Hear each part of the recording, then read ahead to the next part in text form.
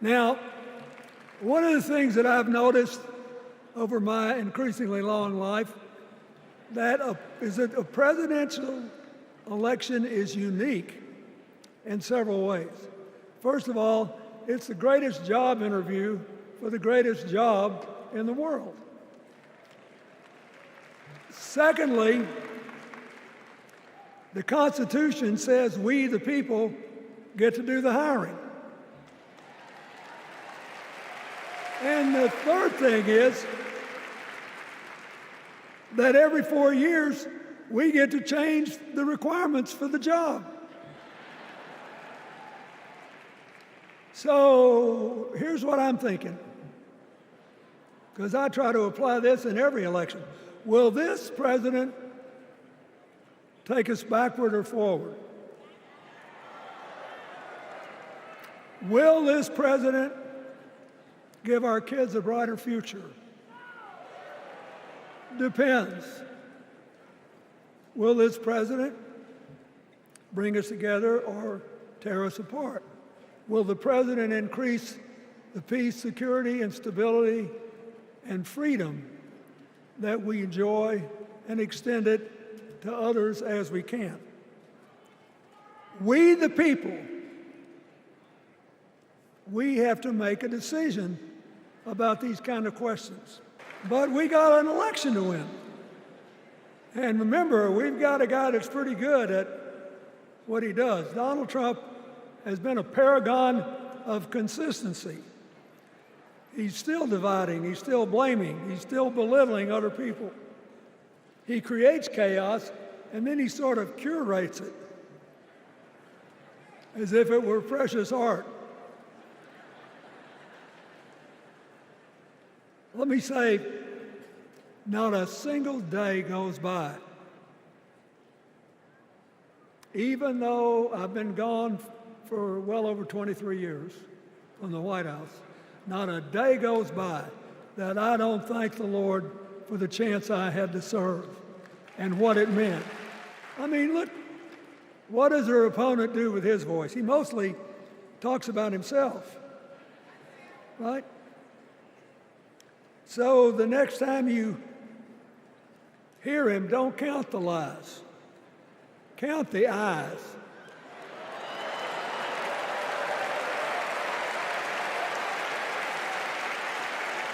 Count the ayes. His vendettas, his vengeance, his complaints, his conspiracies.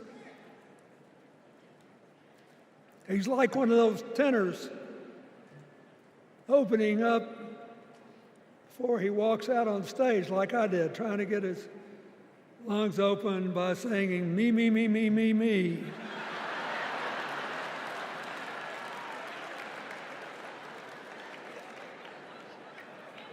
When Kamala Harris is president, every day will begin with you, you, you, you.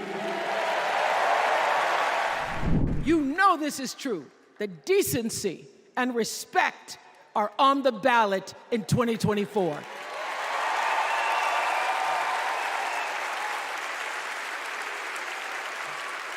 And just plain common sense. Common sense tells you that Kamala Harris and Tim Walz can give us decency and respect. They're the ones that give it to us. And I want to tell you a story about one of the first times I ever met her. She wasn't Madam Vice President then. She was my senator. And we were filming a video where she came to my home to cook dosas, a South Indian dish. Yes. It's not every day that a senator comes over, and I was pretty nervous. But when she arrived, we immediately hit it off. We talked about the love we have for our moms, who had both passed away from cancer. Both of our mothers were immigrants from India who came to America and committed their lives to serving others. My mother, Swati, became an OBGYN. Thank you. Kamala's mother, Shaimala, became a scientist with a PhD who dedicated her life to trying to find a cure for cancer. And after speaking to Kamala, it was clear to me that Shyamala had passed down the same optimism and fearlessness to her daughter. But the thing I remember the most about the vice president is that Kamala Harris can cook. Guys, she was so much better than me. But she also knew that my family was watching. So, as she gently corrected my sloppy dosa making, she was complimenting me every step of the way, making sure that my daughter, Kit, heard how good of a cook I am. So there I was, a 40-something high school teacher with little kids, zero political experience, and no money, running in a deep red district. But you know what? Never underestimate a public school teacher. Never.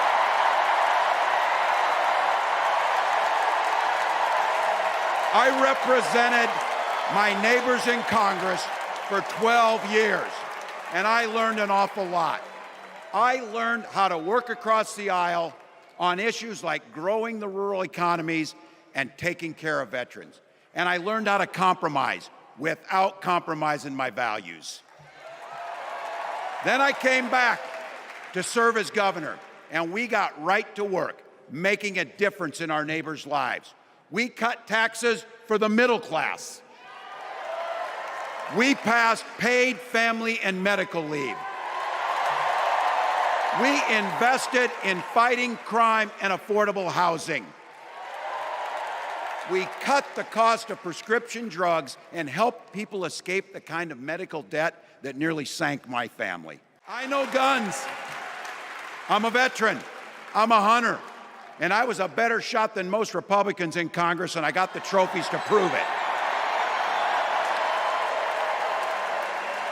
But I'm also a dad.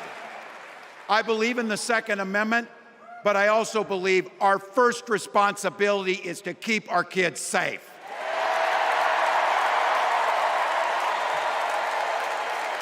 That's what this is all about. The responsibility we have to our kids, to each other, and to the future that we're building together, in which everyone is free to build the kind of life they want. But not everyone has that same sense of responsibility.